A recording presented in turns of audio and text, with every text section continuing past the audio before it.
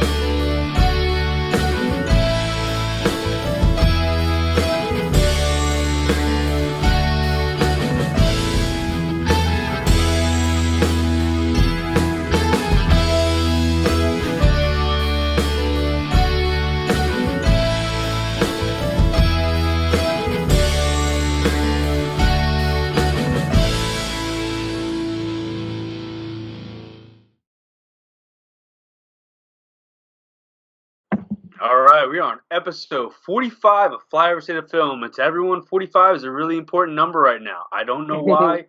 Think about it. But as usual, I got my friends here. I got Yusef, Joe, Brian, and a very special guest, Joe's fiance, Laura. Guys, It's been a while. We're going to crack our drinks, pour one out. It's St. Patty's Day. Top of the morning to the hours. I got a traditional Irish beer, Modelo Especial. Oh, it's beautiful. It's come straight out of Northern Ireland, I believe. Yeah. Yeah. We have car bombs. Ooh. That's not offensive. No, absolutely not. It's a very fun way that the Irish people used to kill people. Now you guys We had friends that went to Ireland. We had friends they were in Vegas and they met people from Ireland. And they were like, oh, you're from Ireland, and not even thinking. They were like, oh, let's do a car bomb. And they were like, a what? And then they realized, they were like, oh no, it's just not really offensive. All right, happy St. Patrick's Day. Cheers, Laura. Social distancing. Happy St. Patrick's Day. Happy St. Patty's Day. Oh, Rum and man. Cokes for me, in case anybody was wondering. Beautiful job, guys. Yeah, well played. Now, with this episode, 45, Thank you. St. Patty's For your Day. service. Bye, Laura. Feel free to come back for the big hit. It sounds like I'll you call got you. some shit to say. Guys, with this episode, we're going to do something a little special for either us while we're sitting here, if we feel like joining in, but we're going to do something for you guys also. We're going to play a little drinking game. So we put some rules together that I'm going to read off for you now. If Joe looks sleepy at all, or his connection falters, aka Good Point Joe, you drink. If Yusuf brings up a movie that nobody has seen and rambles on trying to get intellectual cred, you drink. If Brian interrupts someone, aka Yusuf usually, you drink. And if I bring up a bad take and my alpha abilities, then you drink. So you're going to be drinking a lot this episode. I was going to say, to keep us all safe, as far as for the episode, maybe only the offender should drink. You know, like the person who commits the foible, if Brian, they get called out, they should have to shit. drink. Well, I spilled. Oh, I can't be wasting these good paper towels on this. You might need those. That's backup toilet paper, baby. This is quarantine Oh, time. she heard. Thank you. Just sit on it. To Just sit on the it. rescue. I figure we'll start this man. off. You It's should have not sat too- on it, man, and just drank from your asshole like a real millennial. Just soak it up. Yeah, Here's the the thing, back there. man. Haven't you ever heard of plug-in? Come on, man. Here's the We're thing. big It's a cow. Guinness, so it's Crunch it up. brown. Shove it right up there. Before we get into the news or anything like that, guys, one of us brought up a great question we would like to talk about. What celebrity we want to drink a green beer with? So I'm going to start with Yusef on this one. So Brian, don't interrupt yet. I wanna drink a green beer with Conan O'Brien. He's one of my favorite comedians of all time. I grew up watching his Late Show, and then his late night show that got fucked over by Jay Leno, and then his Conan show, and now his podcast. And he's such a genuinely nice guy, and he has such a long history in Hollywood, and especially in the comedy world, that just having like a normal conversation, not even fanboying over him, but just just hearing his story and who he's met and what's happened to him, like it would be fucking awesome, and having a beer with him would be awesome. So yeah, that's my pick for sure. Green Modelo. What you got, Joe? I have a similar like logic to mine, but I would love to sit in like a pub with Billy Crystal. Ooh. And just hear his I don't know, his tales. I feel like he'd be funny and charming, but also like he'd like down several beers with you and like also have a conversation and not just talk at you. And like I feel like that's what you want with a good drinking buddy, where you actually like, yeah, listen to. So and the green beer would just be a plus. We'd like take a Instagram selfie. It'd go to Oscar like levels. No, Billy Crystal. I just feel like he'd get a good conversation, good drinking hand. And I feel like his real like New Yorkness would come out, and it'd just be hysterical. And then you'd be like, "How did you get Meg Ryan? Like, how did you pull that off? How did you convince the studios?" Oh, yesterday I tweeted about that. Yeah, I know. That's what reminded me Top of it. 10. Like, Top 10 most. Well, you got Rob Reiner, but in the disrespectful director's chair too. Also famously, like the goon in a relationship with a hot girl and on TV and All in the Family. You know, that was his whole deal. You meathead, you. Well, it's funny though, because if you now we're gonna talk about Harry Met Sally, like, but you see those couples out there though. It's like it's usually a salesman. I'm in one actually. I was gonna say that. And then you're like, holy shit, Meg Ryan? Her? It's like, yeah, what do you say? So anyway, yes. I'm a real life Kevin James. Like people are always like, I hate on sitcoms when they put a hot wife with a schlubby dude. I'm like, haha, fuck you, buddy. Yeah, but she's high maintenance, so that's why nobody wants to be with her. You know, it settles out. Are you talking about Leah Remini? Well, you have to deprogram her. That's the hardest part. His arc is different. They're always like, he's schlubby. And I'm like, no. Kevin James, high school, early college, was like a built dude. And then he got fat, and she was just trapped. That's fair. That's fair.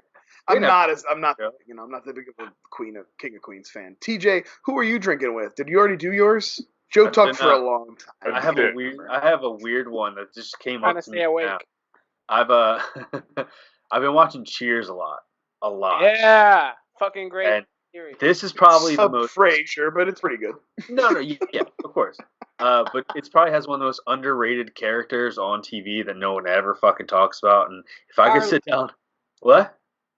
Sorry, Carla. Is it Carla? No, yeah. I mean, she's incredible in it. But Coach. If I could sit down, Frank T. Nelson, have a fucking beer with Coach. I don't know what his different Coach. Like. Oh, I'm too young. And I'm pretty sure he's definitely dead by now, which he could be. I don't know, but that was so long ago. He died in season 4, I think. Season 5. No, the actor you said. No, we're talking about real life. He died in real life. Oh, the actor died too? Yeah, season 5. Oh, yeah. That's intense. So that just ruined everything for me. So I'm still in season. And way to bring us down, man. Jeez. NBC didn't let the cast go to his funeral because they had to film an episode. That's why Harrelson came. It's a baller move, NBC. I appreciate. You know what though? I respect it. That's got to be one of the most underrated fucking characters on TV or any type of like. I mean, I guess he didn't last long. I'm kind of upset now because I'm only in season 2 and he's already my favorite now. Spoilers. Yeah, so now I'm not gonna fucking enjoy it now. I'm gonna cry. No, Woody Harrelson. He replaces him as pretty much he does young Coach pretty much, and it's hilarious. But Coach was like old and wise, and Woody is like wise on accident for being dumb, right? Isn't that the kind of vibe? Yeah. I just rewatched this past weekend Kingpin, and that is like peak Woody Harrelson greatness. Just side note. Absolutely. But yeah, he's a great pick, TJ. That would be a great beer. What you got, Brian? I mean, this question is really just who do you want to have a beer with? Doesn't matter if it's green, because all they do is squirt some green food coloring in it. And I was going to go the obvious route and pick my man Harrison Ford. I watched Indiana Jones, I watched The Fugitive. That's a St. Patty's Day.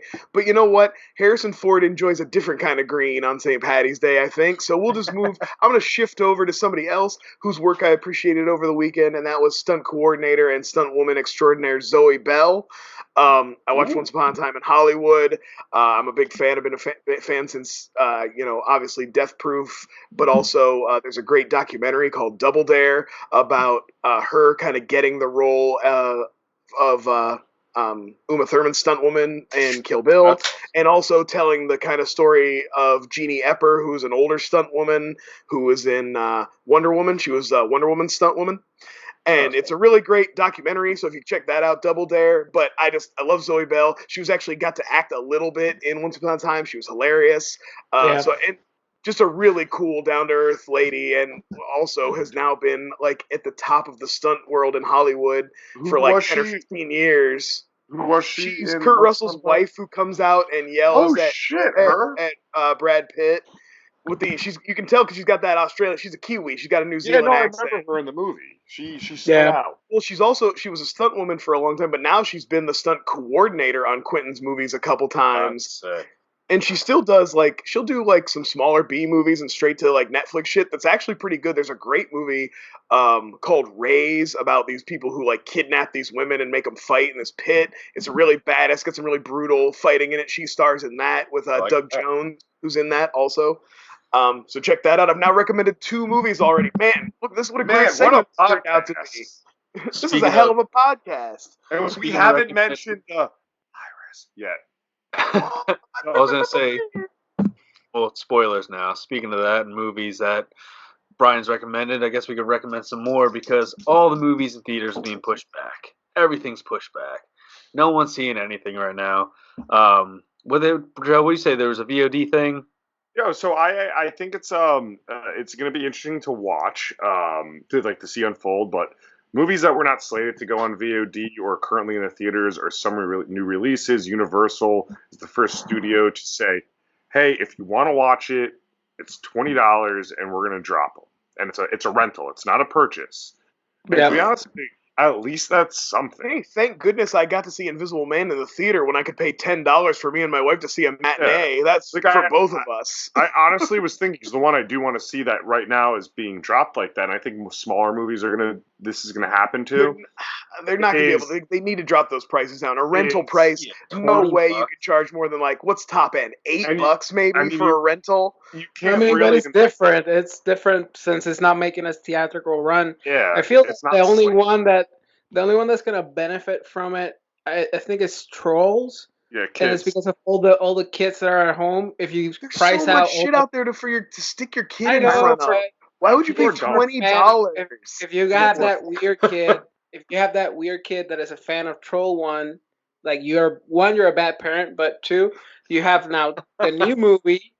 You're saving popcorn, saving all those 5 tickets to go to the theater, and you get it for $20. It's not a bad deal. Yes, if you're a family of 5, it's cheaper. But I'm just saying, I take my kid to a matinee to see a movie. I don't pay. I don't pay no $20. I just if you would have gone with your wife and your kid, you would, if even a matinee, you would have paid $15, $16. Yeah. So I would have. I would have paid. We're supposed to be practicing social distancing, but we do have a friend that lives in our complex, and I was thinking texting her and being like, "Hey, do you want to split the Invisible Man one night? We're all gonna run out of shit to do. $10, $10. It's still cheaper than the theater. I just commend them on making that move instead of being Birds of Prey. Sorry to cut you off, Joe. Birds of Prey also is going to be early on video on demand. Oh, I think it's a good idea, but I think there's going to be some balancing that needs to happen as far as what the price, the availability is going to be and stuff. I was going to say Birds of Prey's got to be cheaper because it's going to be a buying thing. It's not a renting thing. Yeah, right. I think they're just releasing it early, right, on video on demand. And Frozen 3, Frozen 2, and Skywalker is also going to be earlier on Disney. Well, I'll pay to not have to watch Rise of Skywalker. Yeah. We're already dealing with a fucking pandemic. We don't have to watch that shit again. How VOD shit was explained to me a while ago was a movie does its run, then it's legally in 3 months it's allowed to go to VOD to be for purchase. Then after that month, it could be for rental, meaning it'd be $20 to purchase. And then, a month after $20 purchase, it goes to. So they're just bypassing all that. I guess that was some bullshit laws I heard once. I don't know. It should be interesting. Definitely, You know, it some of sucks. these movies, like New Mutants, is finally gonna never make it to theaters. I think that's gonna go Should've. straight to Disney Plus or some shit. It should I have. don't think they'll ever. It I should thought should I have. watched It the should have last already. trailer. I was like, I was in. They showed the trailer before Invisible Man. I was like, I will see this in the. If this makes it to the Yeah. theater, I'll come out and see it. Like, I Funny thought how it my looked. kid might want to check this out. lead off with that. Like you led off with what Emma, Invisible Man, and something else. Like two of those movies, no one's gonna see unless you. It's like a more of a niche audience. Like Invisible Oh, Man. I saw Emma, Hunt. and it's Of actually course, pretty so good. Emma. You The should Hunt's get. I should drink. Drink, maybe, you Yeah, said. take a But yeah. drink. So It's But fucking I also beautiful. mentioned my It's the kid. costumes and the production design is beautiful. No. If you want to see it. Yeah. I don't know. We'll see what I'm happens so with sick it. of the only thing people have to say about period movies is that the production design is nice. Yeah, of course it is. It looks fucking good because period shit looks good, and people who are good production designers can make period shit look awesome. That's such a Ooh. lame. That's a lame comment. Take- Sorry, sidebar. I just thought of take- that. But Take that sentence out of context, and that would be great. Period shit looks good. Oh man, it looks put great. that on. That's my. We got a good point, Joe. Now get a T-shirt for me that says "period shit looks good." Red T-shirt.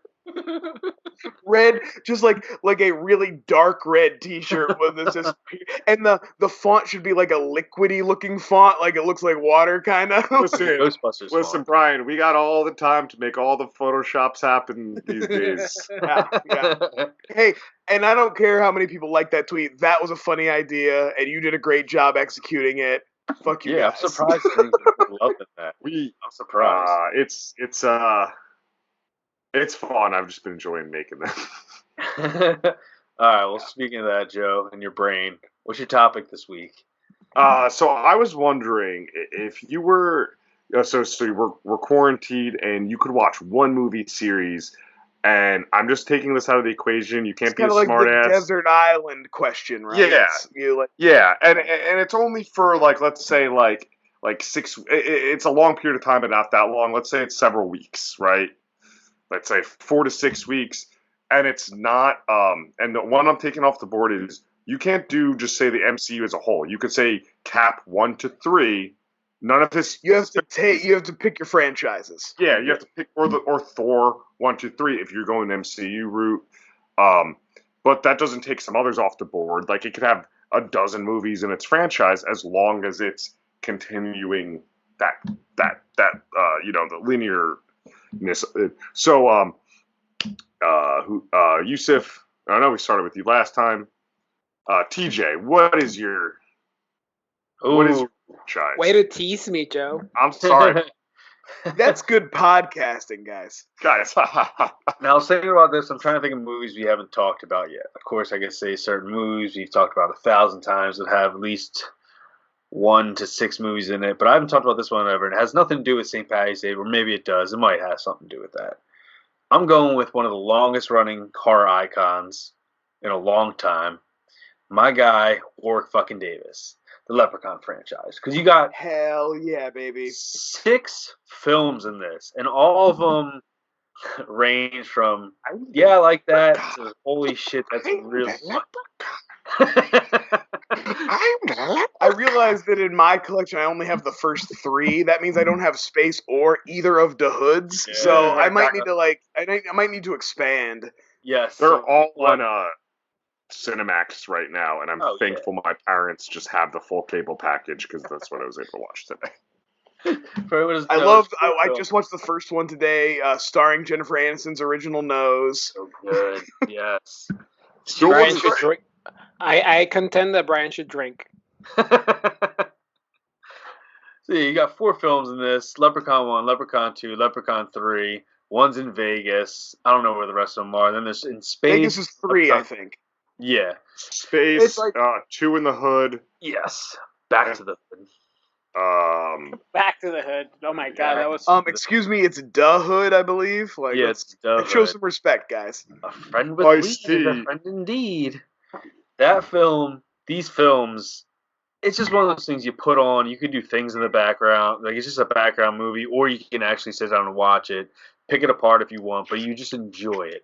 If me and Brian enjoy to do, a little bit of medicine, watch the movie. You can pick a lot of things out that you love. I just gotta say, Leprechaun as a whole, I don't know. It's the fact I'll that tell you Warwick what, the Davis very shows first up. one has the pogo stick yeah. kill, and that's one of the franchise best. So I feel like when you Yes. start out that strong, I watched it. Like I said, I was watching the first one today in a long ass time where I almost forgot the movie, and I was like pleasantly surprised how the first one's how almost much a it comedy. moves. Like, Yeah, but it moves. It has good yeah. kills, but it fucking moves. It has the same vibe as the first Troll, just better. Yeah. fair. Yeah, Because the And first it's weird to think that this was a time when Warwick Davis was just like, Willow had happened. It's been like 10 years since Willow almost. And it's just like, he probably had plenty of stuff for like, he probably had parts like special effects parts and been like, but he hadn't really had an acting role. And he is just having a fucking ball. He he has so much fun in this role. And I was telling my wife about this, like, My wife. Right, you guys gotta drink. I love his physicality. I love how Warwick Davis knows how to use his body. Like, he knows that he looks interesting when he moves. He knows the way he kind of like hops around, and I just think he's so talented. Really great. Can I add this to this? Is Warwick Davis as the Leprechaun one of the few horror icons of that same camp where you really can't change that lead actor? Like it, Yeah, I do feel like.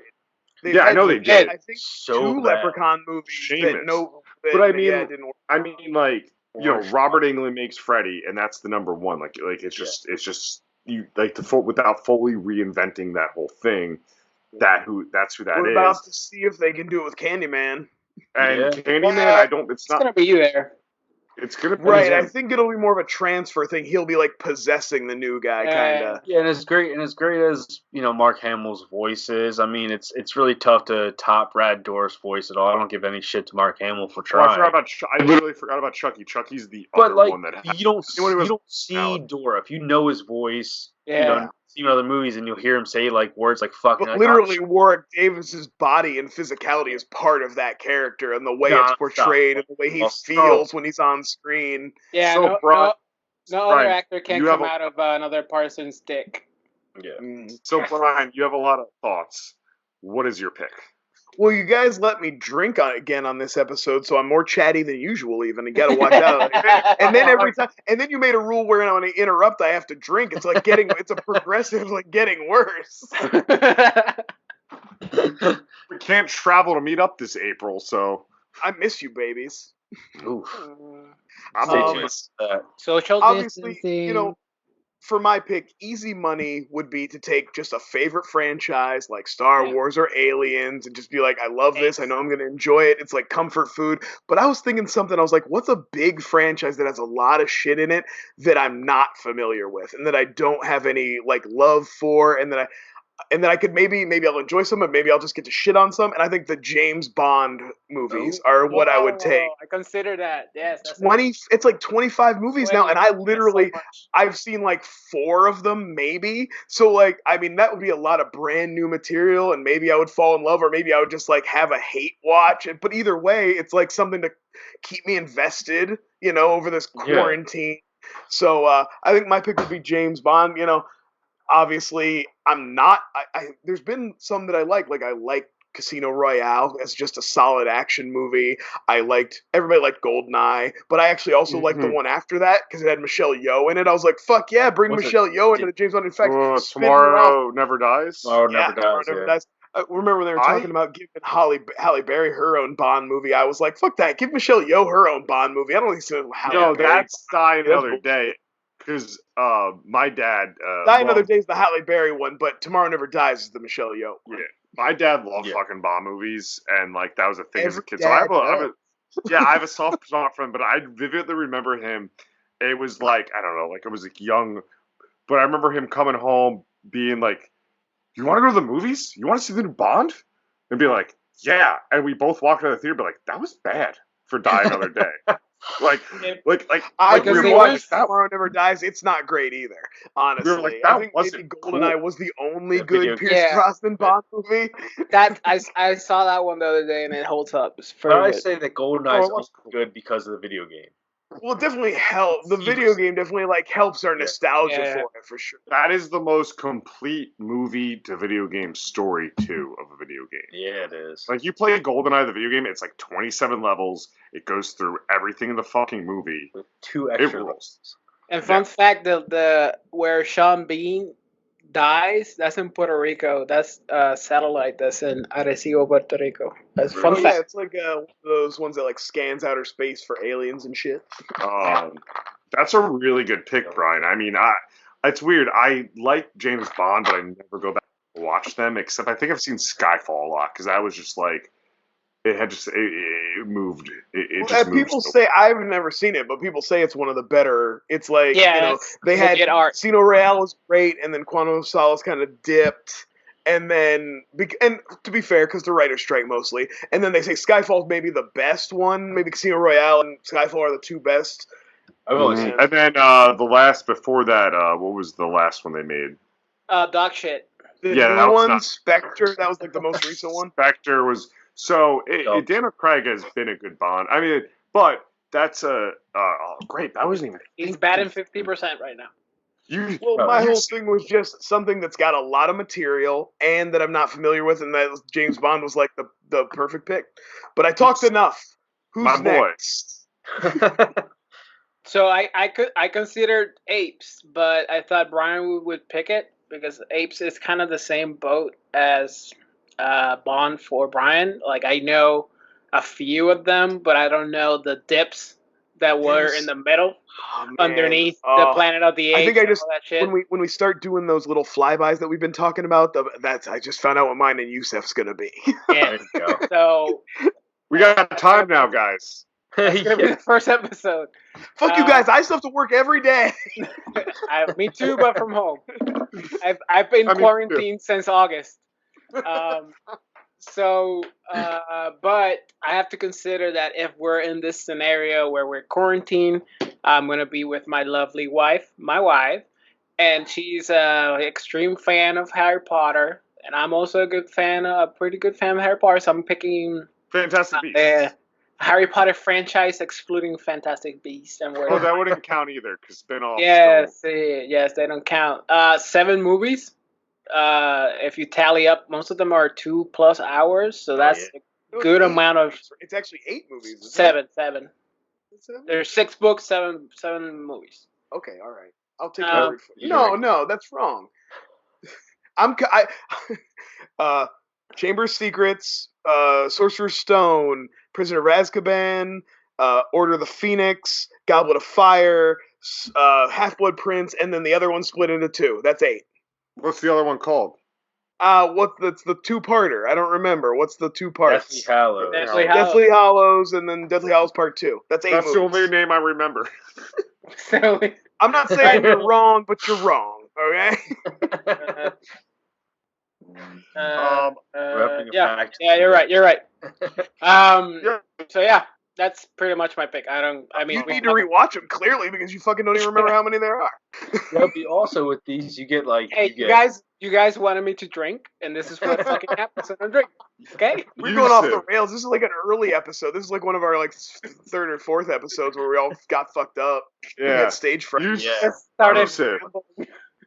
But would you, while you're watching the Harry Potter movies, would you try reading the books also with them while being alone that time and like going about it? Yeah, we have all the books. I've read. He's baiting to drink. I've read 4 out of the 7. Okay. The only ones that I haven't read are the Half-Blood Prince and the Order of the Phoenix.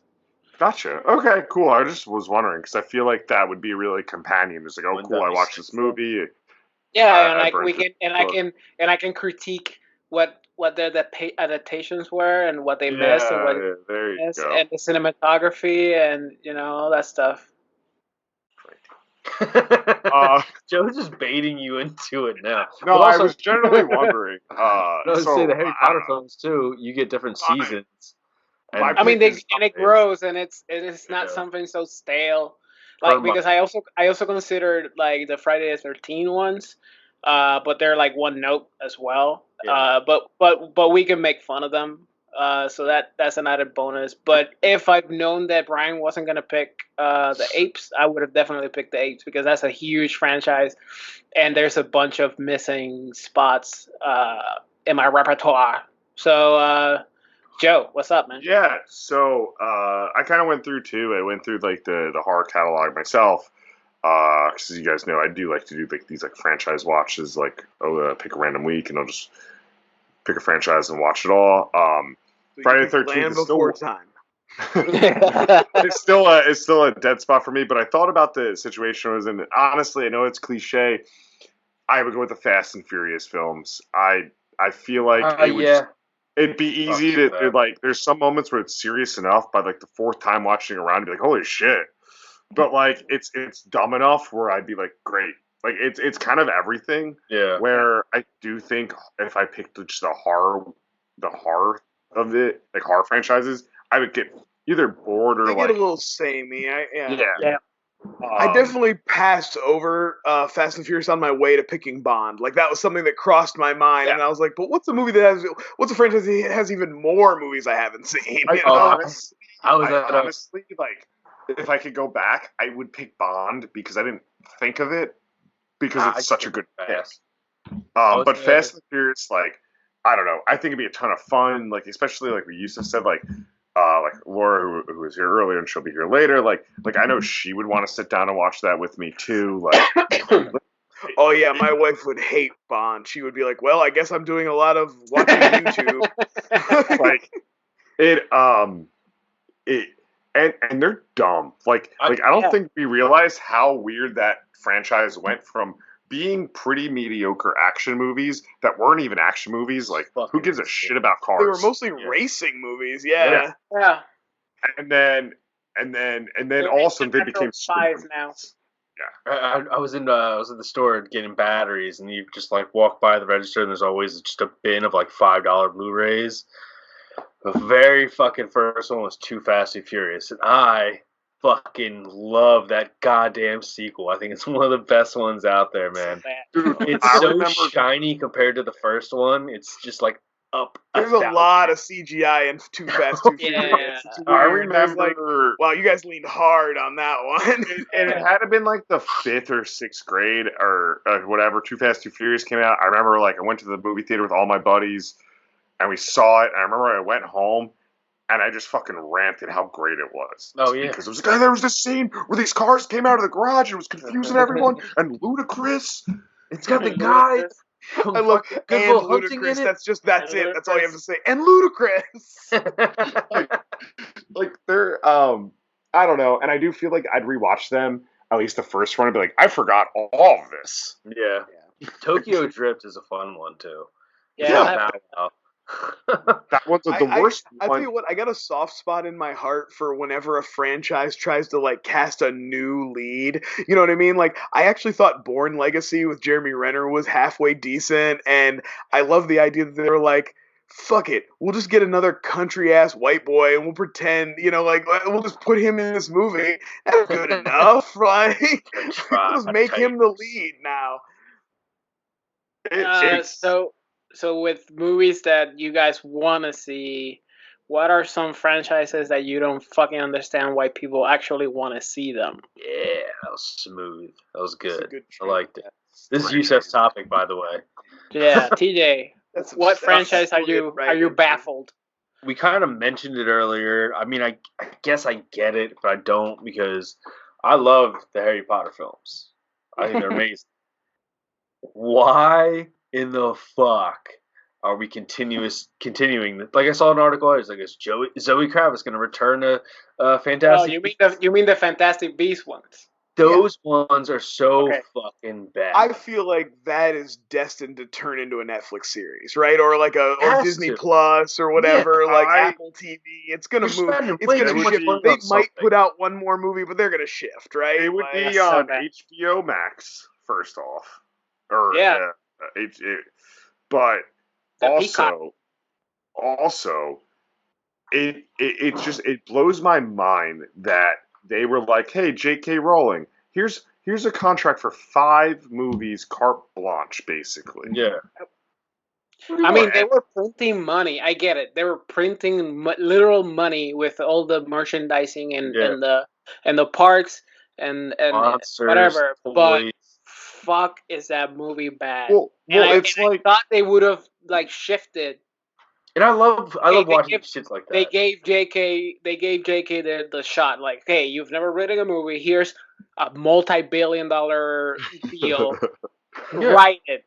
And after the first one, they should have gone like, hey, JK, how about you give us the story and somebody else will write the fucking screenplay because you clearly don't know how to fucking write a screenplay.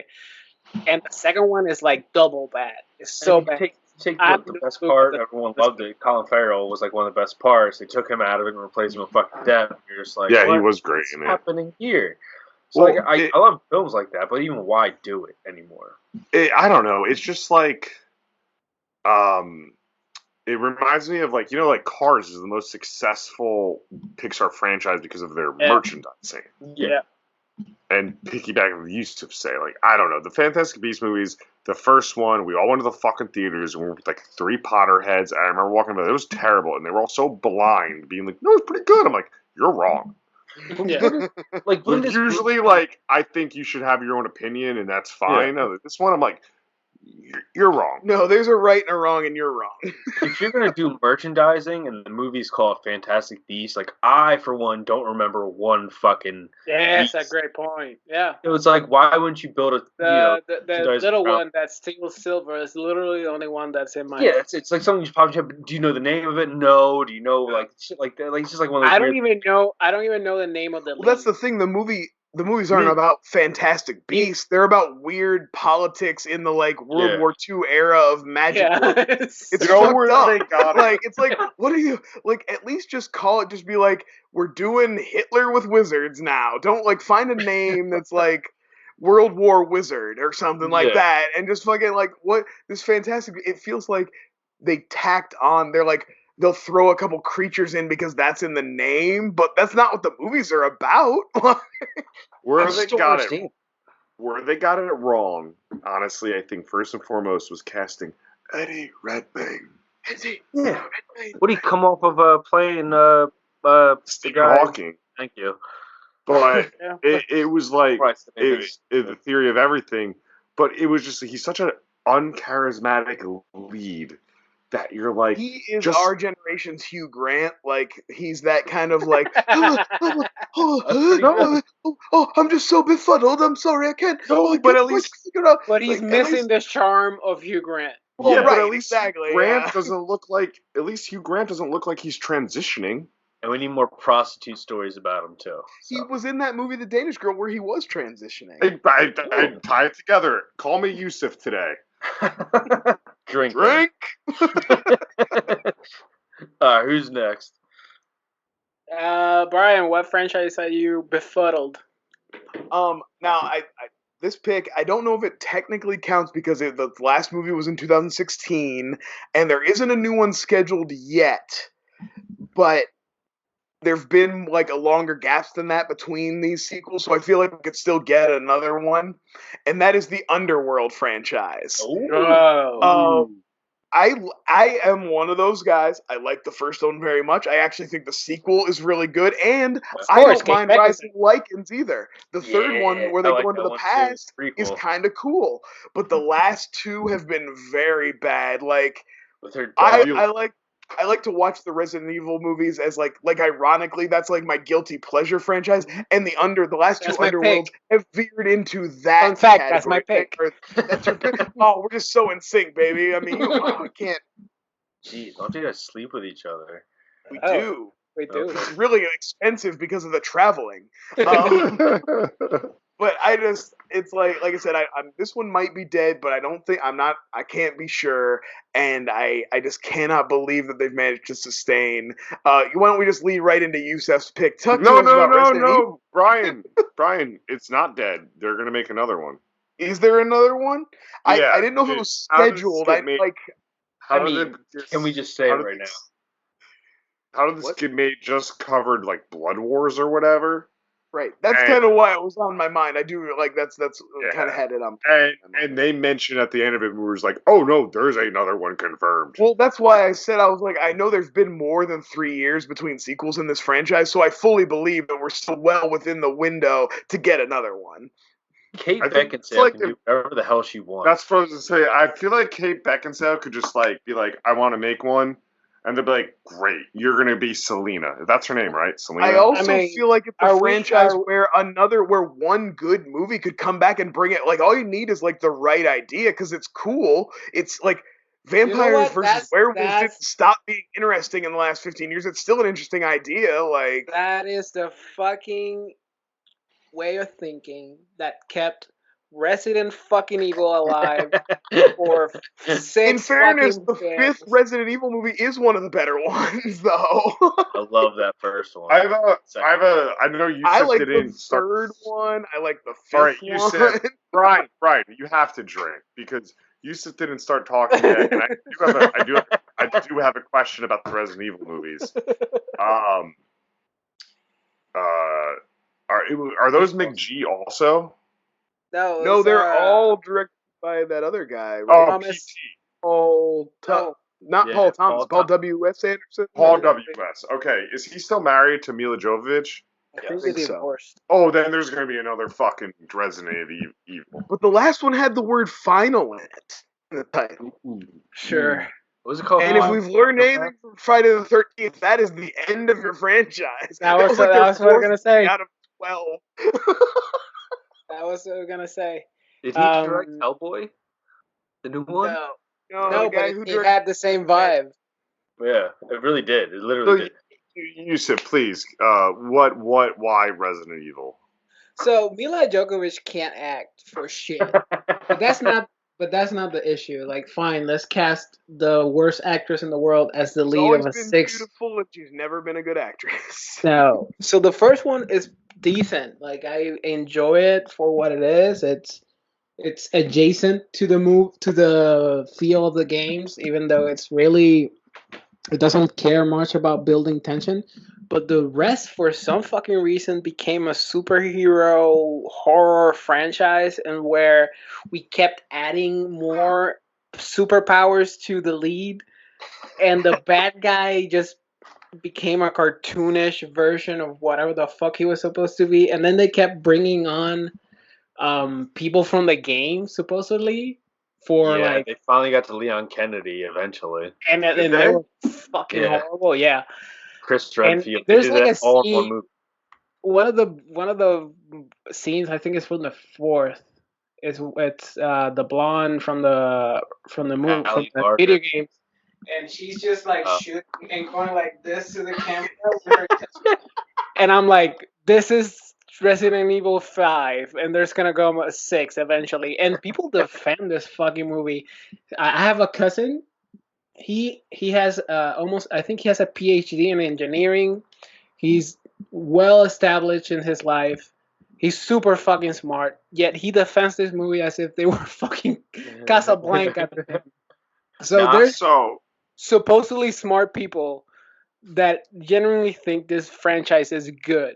I would never say it's good, but I do. It's a guilty pleasure. I admitted that already. Like, I will watch. It's dumb and it's weird enough that it kind of keeps my interest, you know? So, I watched. I'm part of the problem. Yeah, I watched the first. Part of the problem. 3.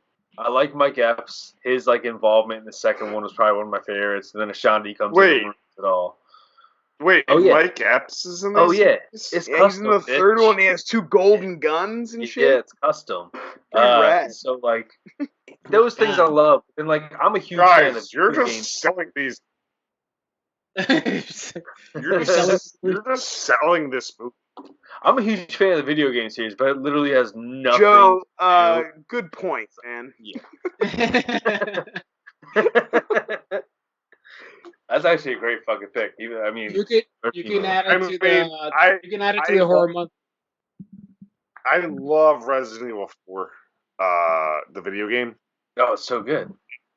and I always thought that should have been a movie. I mean, you get It's little Kiss racy. Me Trump. It's weird. That's kind of in one of the few they Mexico. never really touched on in the movies. Yeah. Yeah, well, that gets a little Did racy. they touch on any?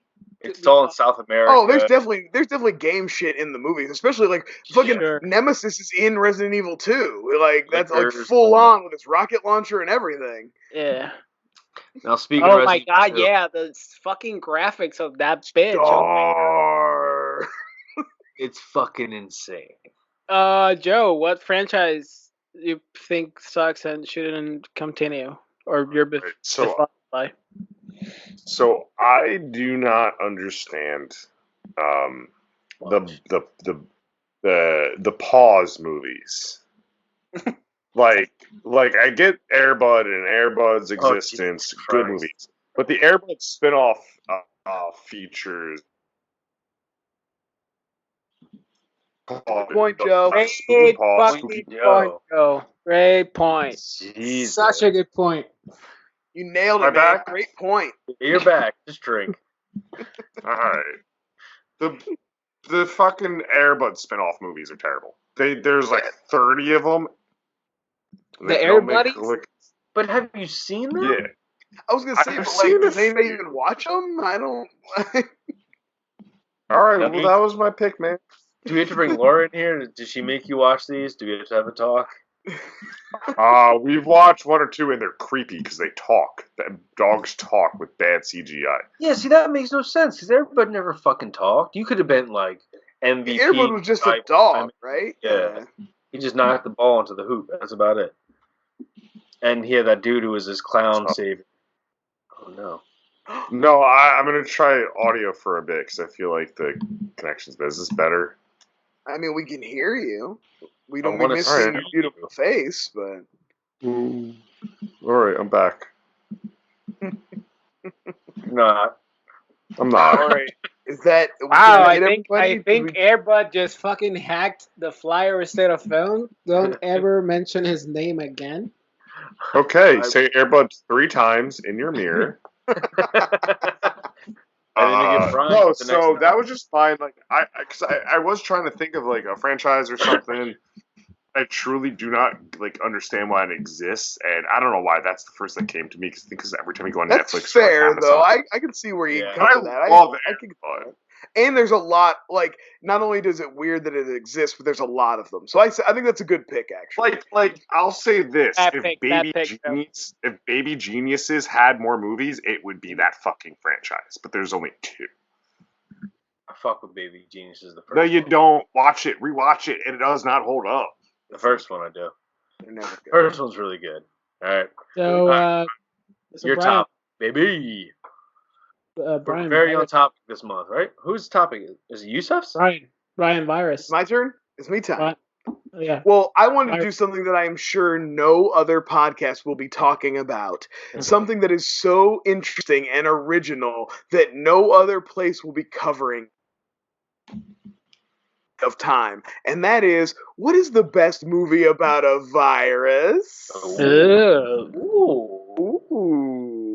I'm going to go first because I'm going to pick the low-hanging fruit because I legitimately love the 90s thriller Outbreak. I fucking love it. It's really great. I heard somebody describe it as Jurassic Park if the dinosaurs was a virus, and I think that's a pretty good. It's like made in that way that it's more of like an action thriller than a realistic outbreak movie, and I just think it's great. And I love the idea of Dustin Hoffman as like kind of a half action lead because he's 5'3" and and that 3 is all nose. He's just like a weird looking guy and a weird shaped dude, and I love him as a romantic / action lead. You get to see Kevin Spacey die a slow death. That's fun. We all love Rene Russo. We all love a little monkey. So I think the Outbreak's really great. You guys love Outbreak, or do you nothing Outbreak? Like no, I like the rest of the world. Like or the country. I saw it for the first time 2 weeks ago. I haven't seen it. It's a top trending movie, and honestly, I have an affinity for like 90s action, like middling like action dramas. All this movie's fucking great. I mean, Donald Sutherland, Morgan Freeman, it's just one of those ones where every character actor is somebody you've seen before, every side role is somebody you love. Bruce Willis is in this, right? No. No, you're talking about 12 Monkeys, different Yeah, monkey yeah, I outbreak recall movie. this. And Although I'll that tell could have been you- mine too. I'll tell you what, a positive about Outbreak, especially like right now, it doesn't have the same anxiety or paranoia or dreariness that it's the other one that's getting a lot of play right now, Contagion does. Like Yeah. Contagion's like, let's be realistic about what happens. Right. Outbreak's Contagion like, I'm gonna have feels like fun a with this. boring like a documentary about fucking like what an outbreak would be. I don't want to see that shit. I want to see Cuba Gooding Jr. and Dustin Hoffman in a helicopter looking for a monkey. And Cuba, and he's like, oh, and he's like, he's not ready for this. I'm sold on this now.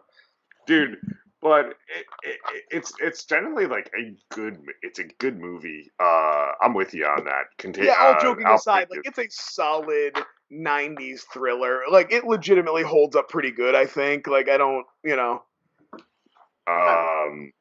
no, it's that was my pick. But that was my question. I want to get that one out of the way and give you guys room. So who Joe, I think you should probably go first. I feel like everybody's gone first but Joe. Oh, okay. My first There's pick a was reason for that. Joe has to take a drink. He's already sleepy. Give him. Make him take a drink. It's clearly Philadelphia. Oh Jesus! No, I'm kidding. Damn, that's rough. I was gonna say kidding. the end of Forrest Gump is not an option. That is true. That is true. No, I've always Can't call them really back. enjoyed. I really enjoyed. I'm gonna dip my toe into Supernatural. Of it, I really enjoyed the 28 Days and Weeks Later movies. I think that's a good virus film. I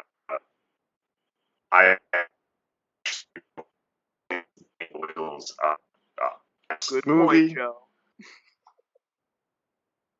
Okay. Try it again, Joe. Oh, I was I just don't like how saying, much of Yusuf's thighs I can see right now. Oh, sorry. Social distancing. I don't feel so very distanced. I was Joe, just try saying. it again. We literally didn't hear anything. You should We didn't hear anything. It was really good, though. I'm sure what you said was great. Kind It of was just fantastic. hit us again. Okay, I said 28 days and 28 weeks later. Okay. We heard all that. Now we heard those. We heard the name of the Oh. movies. Now tell us what you said about them. Oh, I just said I think it's one of Danny Boyle's best movies. Easily. They're fucking creepy and eerie, but they have this pace that like moves throughout it. Cillian, what's his name? Killian. I always say his name wrong. Cillian Murphy. Cillian Murphy. Cillian Murphy as a lead just fucking kills it. Yes. About to reprise his role, a very similar role in Quiet Place 2, if that ever gets to come out. That's very Yeah. good. We'll see. And also, But anyway. 20 Days Later has that fucking beautiful, like, there's something to it, and it also introduces the running zombies, like, I believe before Dawn of the Dead, which, again, that argument, they're not zombies, we get it, they're the whole fucking thing where people talk about zombies, like, we know. They're zombies. It's infection movie, yeah, just essentially, but that's the whole thing. I mean, where you could it's say like, the same. You could say But the it's same still a thing virus movie because they Yeah. established that it's from a virus. It's not hell like yes. in Dawn of the Dead or in Night of the Living Dead, they never And established what it is, the so you very can't call beginning- those virus movies. Yeah. You could And it's say the just like same. Outbreak, you get a monkey. You Right. could say Or chimpanzee, yeah. you could say the same thing about the Crazies. Mm-hmm. Right. They Yeah. never Right. really establish it, That's right? good, yeah. But I do like that series a lot. I'll just say 1 and 2 because it's Good. one of the rare ones that has. I only ever saw the So- sequel once, but I didn't love It's it. not But bad. I'd be willing to It's fine. revisit it. Like, It's yeah. fine. I like how quickly shit hits the fan in the That's- second one. Yeah. Yeah. And then it slows down a little bit, and then it hits the fan again. You're like, holy fucking Yeah. shit.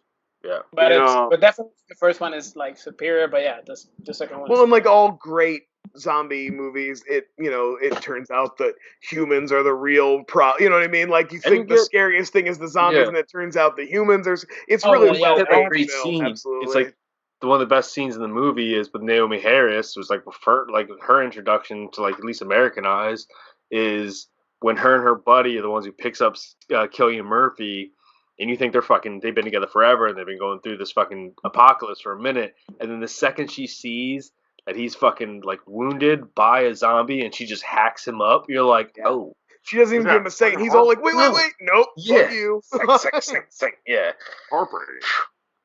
so good. No, Good it's pick. I knew somebody yeah. would pick it, and I'm glad they did. Yeah.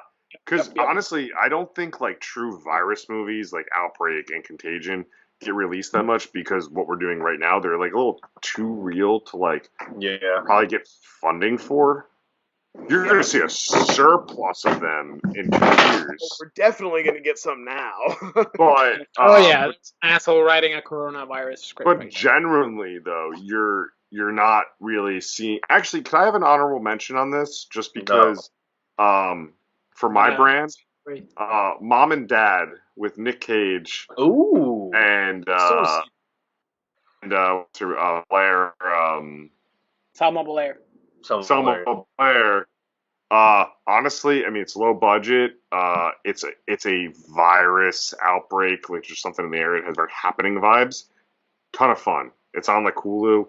Watch it while you have if we're 1,000 doing honorable hours. mentions, I'm gonna throw out Cooties then, because I think Cooties is a fun zombie. But virus. how about we all say our ones and then we do honorable mentions, man? You already said 12 months. Jeez, I'm so Oh, sorry. were you about to say Cooties? Did I steal Cooties from you? Did I steal Mom and Dad from you? No. Well, why don't you go, you, Steph? We wouldn't want to step on any more toes.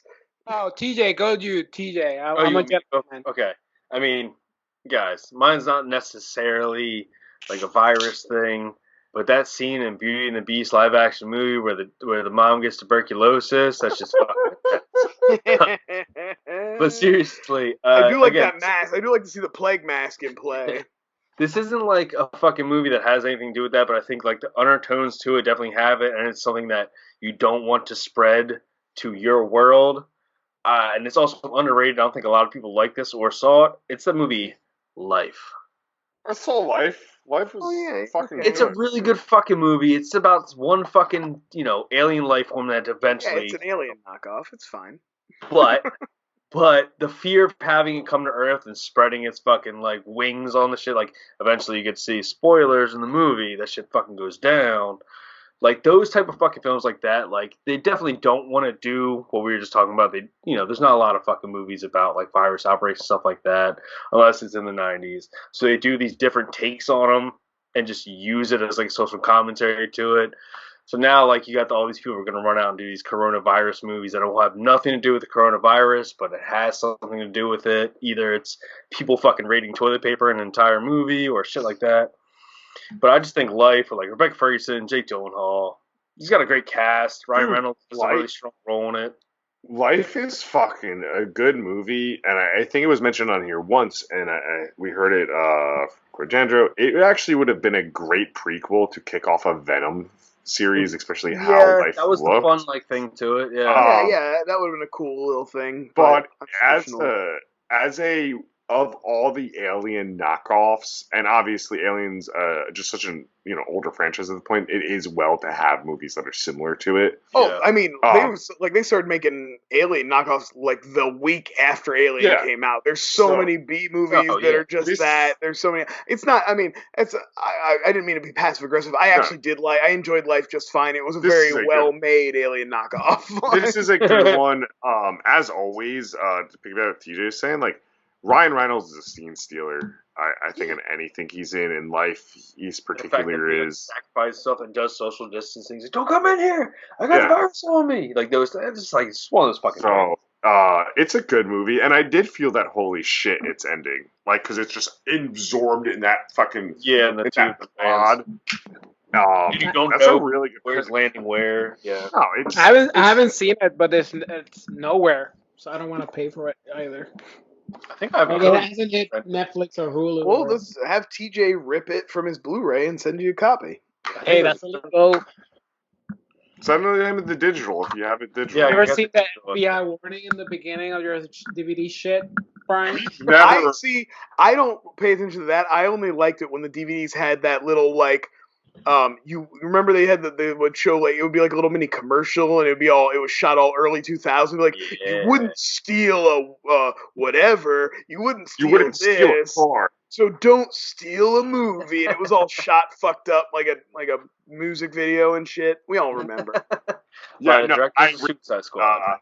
I haven't drank in a while. You can tell, can't you? Who's up? Me. So I have two honorable. I'm just gonna mention the one that I picked because we already grazed over it. That's 12 Monkeys. Terry Gilliam. Kind of. Maybe the best Terry Gilliam movie, in my opinion. It is. It's up there. I mean, it's up there with Fear, and for me, Brazil is obviously you guys not. But yeah, 12 Monkeys fucking legit. Brad Pitt gives a great crazy performance. Is very believable as a crazy person. Brad Pitt was trying to get legitimized. Yeah, No, I think it's it's the start of Brad Pitt being like, I like being a character actor. Would Fight Club be like the start of like the Brad Pittum? Like him being shirtless? Is that? I mean, Thelma and Louise, I get the whole thing. Well, that's the thing. I think like he went back and forth. Like he did. 12 Monkeys feels more like him trying something out, and now he's really settled into like, I'm Brad Pitt, and when you see me in a movie, I'm Brad Pitt. Like no, but if you like, I think I disagree with what TJ's saying. Is like actually Fight Club is one where he's more of like, no, I'm actually more of a character actor. I'm Snatch too. Like it's Snatch. Even though he's like he looks similar to what you're used to seeing with Brad Pitt. He's doing a lot of a lot of character. I think early 2000s Brad Pitt took a lot of paycheck movies to be able to do what he's doing today, which is producing some of the most like progressive content there is. So like Troy, Mr. and Mrs. Smith, like probably.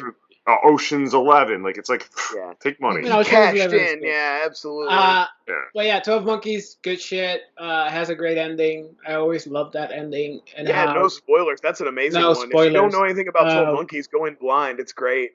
Yeah. And second one that I wanted to mention, Cabin Fever, Eli Roth. Yes. I love Cabin Fever. No, Brian, you're wrong on this one, buddy. I mean, I'm not saying it's a great movie. I'm saying it's a good virus movie. It just spreads everywhere and has a great ending as well. And you mean the one that they stole from Night of the Living Dead? Yeah, and then my last pick is Idiocracy, where the most dangerous virus of all which is stupid people fucking. All right, drink you. Right across the world. Since nobody said it, can I also say that it's one of our all-time favorites? I can't stop talking about it enough. The new Planet of the Apes franchise is a virus movie. First one. Yeah. But fucking monkeys everywhere, man. We have 3 monkeys. Cabin Fever is one of the weirder ones. I never watched. They literally got remade because they were like as an art experiment. The first one's a fun fucking movie. In the last couple of years, it just got remade, right? Yeah, that Eli Roth was like, remake this. Wait, really? Yeah. Is it Eli Roth's best movie is The House, the Clock, and the Walls. I actually really like that movie. I got it for Christmas this year. House, the Clock, and the Walls is a lot of fun. To me, it is an unofficial part of the Goosebumps franchise. That's why I like it. I feel like that's an ancestor to I feel like that Cousin Jonathan character is an ancestor to Jack Black's R.L. Stein. Dude, I love it because, 1 and 2, I'll watch them like 4 times this whole like quarantine if I'm here for a long ass time. I mean, to be fair, 1 is a lot better than 2, but 2 does have Wendy McLevin-Covey becoming a dummy, which is fucking tight. I actually like them equally. Maybe it's just my blindness. I have a lot of fun with 1 and 2. Well, you're wrong, Joe. Damn, it's the your opinion is wrong. People think opinions can't be wrong. They can, and yours is. Oh shit! You just threw that back at me. I'm gonna idiot. Drink. Stupid head.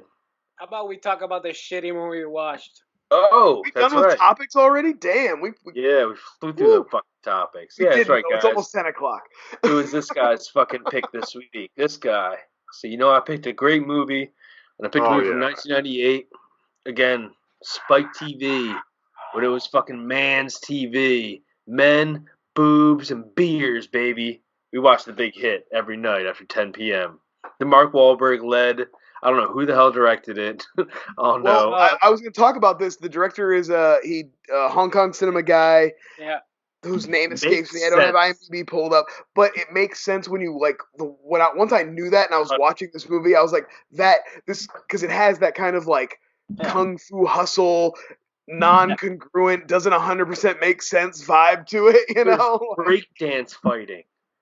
He tried to break in like John Woo. Yeah. Yeah. This movie. This is his only American release, guys. It's basically this movie I saw when I was about 13 years old and fucking loved because I thought it had like all these different twists and plots but you just watch it and you realize it's just a bad fucking movie. So basically it's just a group of guys all coming out of a Calvin Klein fucking catalog, and they're all hitmen. And they have like a gym and a Glockers and a whole setup. You're just getting hits all the time. And that's the movie. There's no plot to it really. They kidnap. You can tell a lot about a movie by the font they choose for their opening credits. Yeah. It looks like something that I would pick to edit this video, basically. It looks like they did it on PowerPoint. Dude, it was like a fucking wham, wham, wham. It was like when a client tells you to make a pop, and they were like, "Sure, I'll make a pop," and they just chose everything from the font. Now, to be fair, the one thing I will say that like is a plus for this movie and has to do with that vibe is this movie moves along pretty briskly. It's like. Hey, we know we're shitty, so we're just gonna get in and get this done and get it over with and move on. Unless you're fucking watching it on Crackle and you have to watch 70,000 ads. Crackle, get shit together. You don't need 7 ads in a fucking row that are at least 30 seconds apiece. All right, we get it. You want to be like TV and have commercials, but fuck you. It's like every 5 minutes. I couldn't finish the movie's hour 30 minutes. It took me 3 hours to watch the fucking thing. What was Lou Diamond Phillips doing? Oh, probably his best acting I've ever seen in my life. He was doing John Leguizamo in Romeo and Juliet. Okay, yes, that was he stole that from John Leguizamo 100%. My God, dude, it made me feel so good that you said that because the whole time I'm watching this, was like, damn, John Leguizamo would fucking destroy this role if it came out today. And I'm pretty sure they're close to. I mean, Lou Diamond Phillips is definitely a little bit older than him, but like at this time, Mark Wahlberg and John Leguizamo are about the same age. Yep. So when you're watching this, you're like, yeah, I can definitely see it because Mark Wahlberg looks young as shit. He must have been coming right off of Fear. He looks like David Caruso. Yeah. He was pretty skinny compared to what he's now, so it was kind of weird to see. He looked like an athletic redhead too. There was that. With that, I mean, Brian probably has opinions on the workout, but that workout is very versatile. Like, he's doing his gymnastic, he's doing his crappy... Brian, now that you're back, we're talking about the versatile nature of Marky Mark's workout Why was routine. he a pummel horse? What was the pummel? God, I was getting so mad when he was hitting that wooden dummy. I was like, he sucks so fucking bad. It's embarrassing to have him even like. Don't let him do that. That's like insulting to the art. They should have at least sped it up. Yeah, at least well, first of all, they never show him doing more than like one thing. It's like clunk and then cuts away. But also, that thing shouldn't be taller than he is because he's so little. It was taller than him, so also, what you would. Like, also, Marky Mark's stunt double was doing a lot of heavy lifting in this movie, especially during the final fight scene when it's supposed to be him and Lou Diamond Phillips. Yeah. Like, everything is shot way above or way behind him so you can't see and shit. It's opening fight scene. I literally said out loud, I was like, that's just impractical. Up and down on the thing with people with other arms. What about when he does the big frog hop? He's like up in the air and his knees are way up by his elbows. He's like doing he like frog jumps. Or when he rolls down on the fucking he rolls down on the railings. That's so stupid. No, that would hurt. First of all, that would hurt your ribs so fucking bad. He punched her lung. Like he cut the line and fell from the sky on the rail. Yeah, there's no way his ribs would be fucking shattered. Can somebody explain to me I know we're still stuck in the beginning, but it's just so much at the beginning. The bit with the curtains. The fuck was that? Like he kept like going to a curtain and he would open them. And then he would shoot. Open, why are you opening the curtains? There was a whole thing with like they shut off the lights, so the guys put on night vision, then they blind them. You know, it was like, so I think maybe that had to do with the lighting thing they were trying to pull off, where it's like, I'm in the curtain, it's dark, and then I whip the curtain open and it's bright, and I don't know. I think that was their vibe. That's what they were trying to go for. I agree that it didn't work, but so I have a note, and maybe it's hashtag problematic, but the dude is paying $15,000 for a blonde Midwestern. Like, that's the most basic bitch in the United States. Why is he paying so much for a blonde Midwestern? Yeah, blonde Midwestern. Why don't you just call up NebraskaCoeds.com? They'll fucking send you one over tonight. Bokeem Woodbine and his jerking off the entire fucking movie. I'll tell you what, that shit is fucking hilarious. That's the best. He was the best character. Best character. The idea of a guy who, like, first of all, I love the line where he's like, I've been fucking since I was 10. He was the best character. He, like, he'd never jerked off his whole life because he'd been fucking since he was 10. And then he discovers jerking off and he's like, why would I ever deal with a woman again? I can get myself off. Why would I ever? He's like, he's just always like, and, the payoff at the end. The payoff at the end, that's the only good part about the finale is the poster of him as employee of the month. Like, all like, well, I was gonna say, you know who was like, weirdly as weird as fucking movie is this and that, and the movie store employee was the most out of place actor in the whole movie. Out of control. He's so over the top. What's he do? What's that dude doing? So what happened is, I like to read the little like fun shit about this. Yeah, I do that too. Yeah.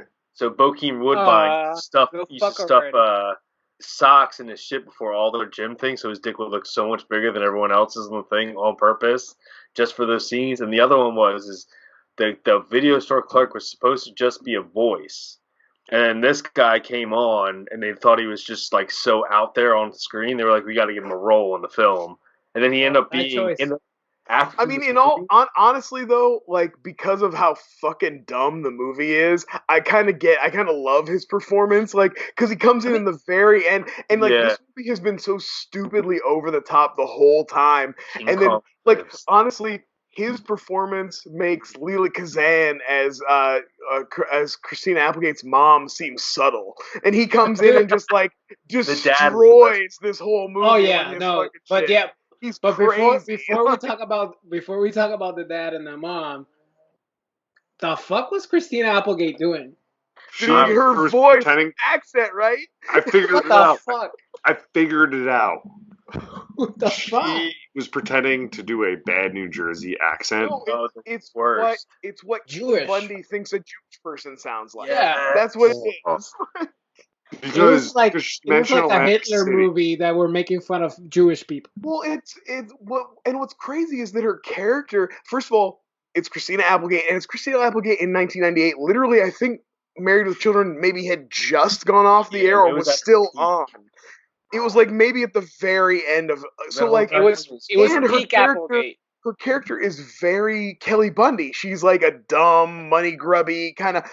There's no reason for her not to just be Kelly Bundy in this movie. There's no reason for her to do anything else.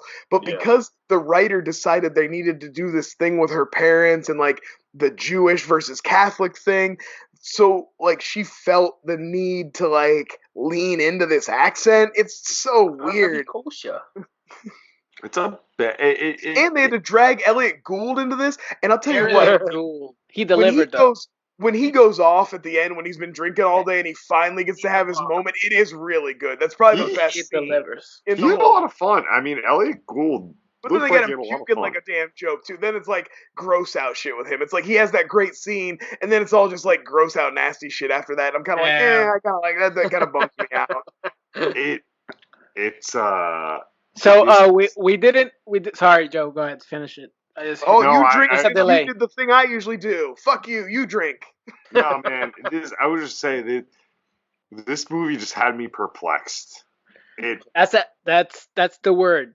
It should be like under like in quotes, perplexed. I was just waiting to figure out what was going on. Oh yeah. And then once I did, I was like, You guys rehashed the plot while I was pissing.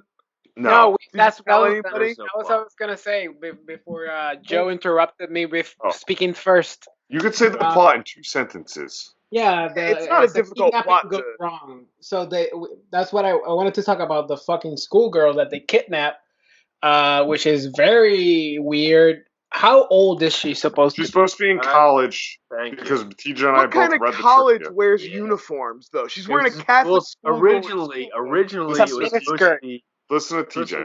Yeah, it was supposed to be a high school student in replica of like anime and the schoolgirl outfit. This is all in the IMDb shit.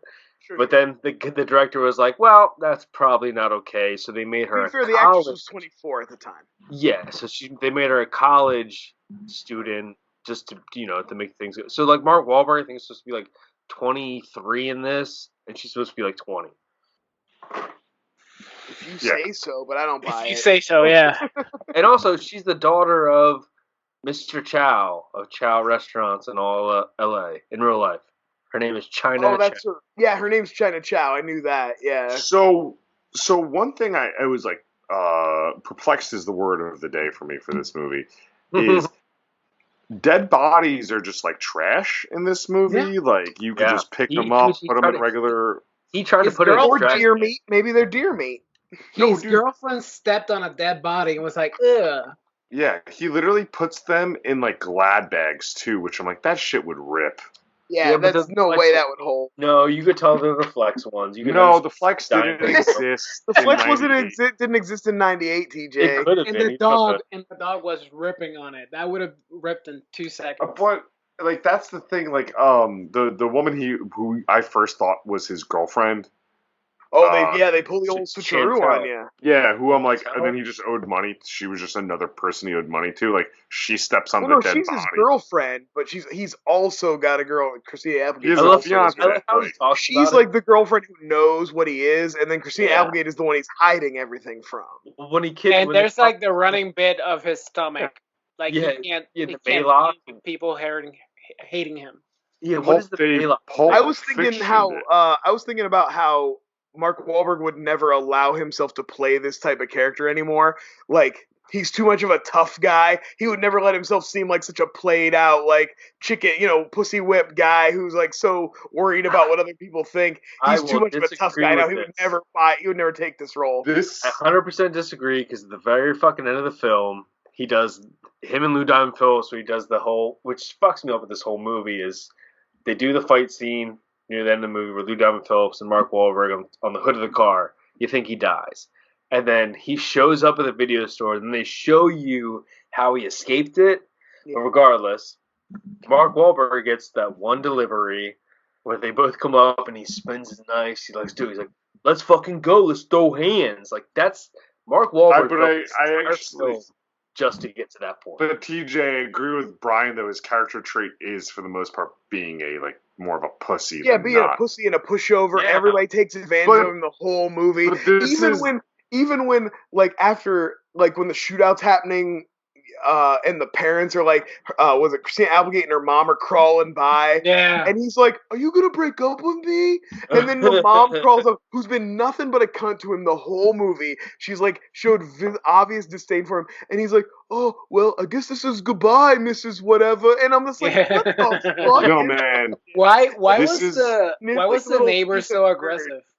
Why was the neighbor so aggressive with him? His characters. Because he's a chicken shit. It's like when you live next to a pussy, you can get tough with them. So this is Mark Wahlberg in '98, like getting the I love Pulp Fiction. Really characters. Like I think we said on behind the scenes, this is very much in the vein of like Smoking the post Pulp Fiction action, but with quippy dialogue, and like we're very hip and with it, and we're very self-aware, and it sucks. It's so bad. Can we piggyback what TJ was saying? Is though I do agree with him in a slightly of like today's Mark Wahlberg would never do any of the movies he did in the '90s for the most part. He would never do Boogie Nights again. He would never do. He would never do The Big Hit or honestly, even something as Boogie shitty Nights. as I think Rockstar. Boogie Nights he would definitely do because No. he's still kind of wanting that legitimacy, and Boogie Nights is like a legitimate movie. I don't think he wants to take that risk as legitimacy. So as you long don't. as he, So you don't think. You I don't think he think. wants legitimacy to play a cop or like So he wants like an action safe star. legitimacy, kind of. Yeah. Like So he's you not don't gonna think- like play someone's like gay dad in a movie. You know, I'm So like you don't. he's You not don't gonna think take he that. would cook a chicken again? Or Well, turkey? the chicken cooking scene is gonna be the next 20 minutes Now of this set it up. podcast. Set it up real quick. So they kidnap this No, girl. wait. I want to say. This underage girl. They kidnap this supposedly girl from college, and she's like tied up, and then he takes her to pee. She doesn't wipe because she's handcuffed. So that's right off the I bat. think about that all the time. Right up, it's fucking weird. Oh, And it then is she's UTI. helping. Yeah, she's helping him cook a kosher meal because it has to be kosher because Jewish. And they're just cooking a stuffing for the chicken or the turkey. I don't know which one. It's the turkey. And it's very erotic. They're doing erotic hand touching while they rub seasoning on things. And they're just Dick, I was fucking, taking and they're notes. just fingering that turkey.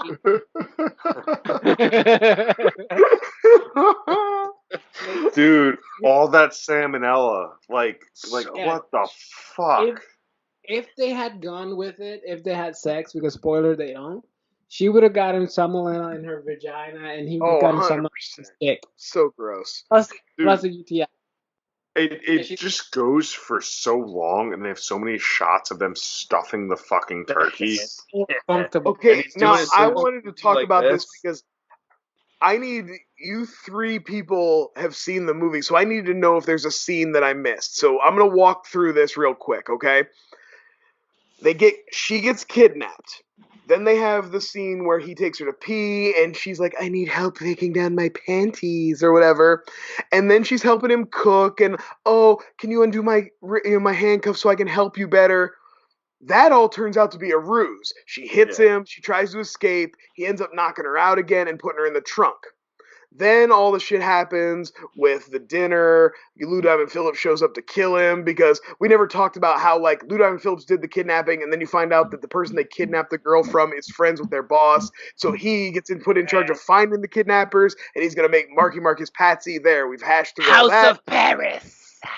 That was the guy from Deep Space Nine, by the way. Weird. Can I just add real quick the one scene that drove me fucking crazy that was so unnecessary? Besides the turkey The stuffing entire scene, movie? was the Benny Hill fucking getting like her escaping, Him getting trying to throughout. take her around the house and Christina Applegate almost finding him and shit. Yeah, I well, that's the literally thing. Sometimes when this movie wants to be a legitimate action movie, and sometimes this movie wants to be a weird farce and I like a literally- like a corny kind of like what do they call it? Where they have like the accidental like comedy of errors kind of thing. Like they want to do that.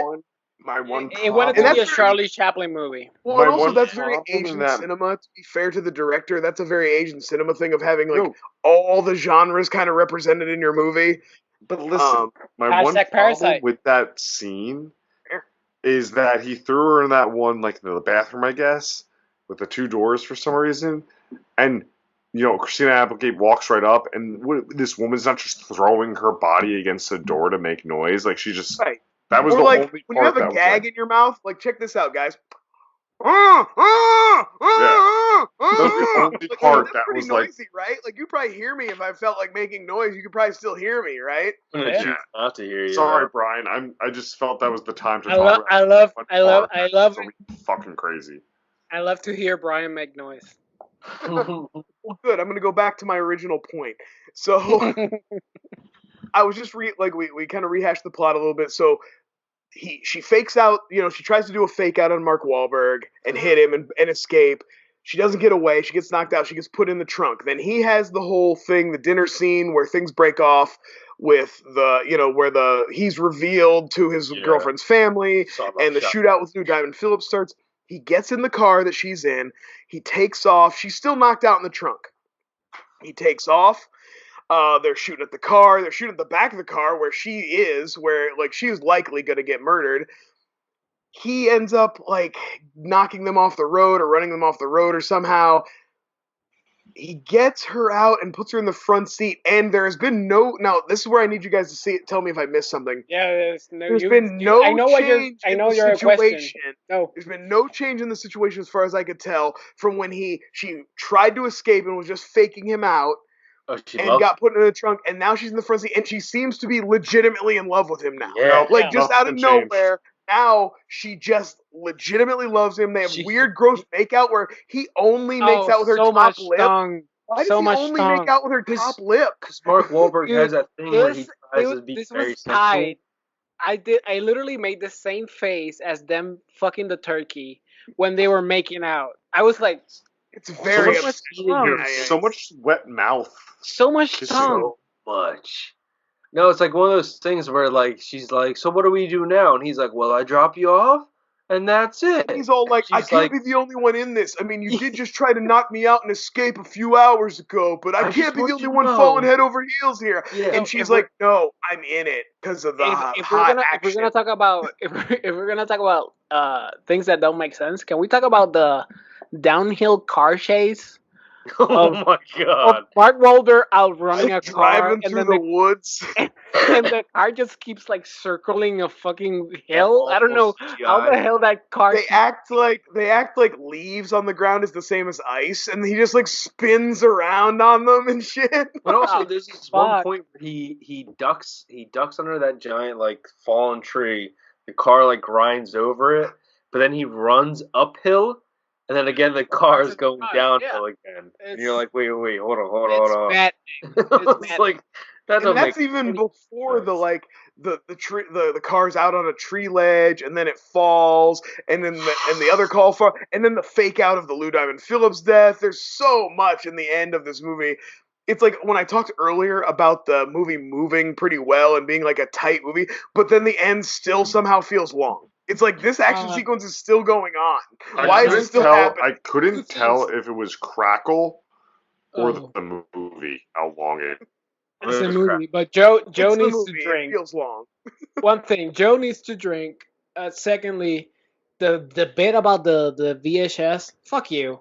Like it's so Seriously. much going on at the same time that we really need to go back to get That's the that VHS. farcical thing. That's that thing I feel like that comes Oh, from the it was so director much where he's better. trying to do two things. He's trying to make a legitimate John Woo action movie, but also make a weird like relationship farce and kind of like have a I'll legit blame that question. on him. I do like that they brought back the gold standee though. They talk about it the very first scene where Yeah. the dad shows up. You find out he's bankrupt. The guy they're supposed to extort is bankrupt because he made a movie, which I think all that's really And he funny. keeps trying to kill himself. Yeah, Right, he's so I think all that shit's hilarious. Where you find out That he's whole bankrupt, scene was and then funny. you see him, he's gonna commit like Harry Carey, and then he gets interrupted because they And- call about his daughter and stuff. Fun fact: that's the same bad guy lead Asian from the Teenage Mutant Ninja Turtles 3 that go back to Japan. He's leading like the Japanese army. He's like the Shogun or whatever in that He's movie. the Shogun, the one they sliced the thing off of. But Jesus Christ, I lost the fucking point I was gonna say when I got I would lost. say that I like that they brought back the standee at the end because he mentions it where he's like,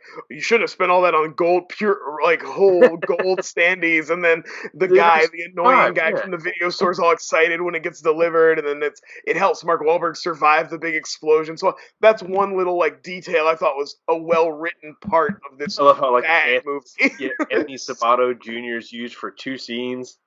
The beginning scene and the very end where he's just a limo driver and she looks back. She's like, oh, where the fuck does Skipper come from, by the way? Why'd she keep calling him Skipper? Well, eventually they end up on a boat, but is that a thing he says to her? No. That was He ever say that he wants to be a boat captain or something? You said, did you catch the name of it? How about we go into the I didn't ratings see it. phase? Oh, the name of the boat was Big Pussy in Spanish. I was hoping Yusef would say it. Oh, I Grande didn't. something. I was probably writing a tweet. Yeah, it was like Grande Pomienda. Oh. Let's go into the fucking ratings phase, guys. This was Ratings phase. ratings phase. Oof. Okay. I'll go first. Yeah, go ahead.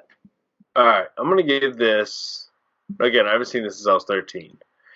This was TJ's pick, by the way, guys. This is my pick. This is my thing. This is my go-to. But I give TJ credit for like not posting this as like I love this movie as he normally does. This is part of it. That's why I play that game, so that if I see something really bad that wins, I can just play it off like I don't really love this movie. I'm gonna give this. Should have played it off. A Trace, Buster. I'm gonna give this a 4 out of 10. It's nothing crazy. It's fun, but it's not a good fucking movie at all. So 4 Trace Busters out of this one for this guy. Okay. All right. Joe. 3.3 deer meat bags. So far being the lowest. Sacks of deer meat. Yeah.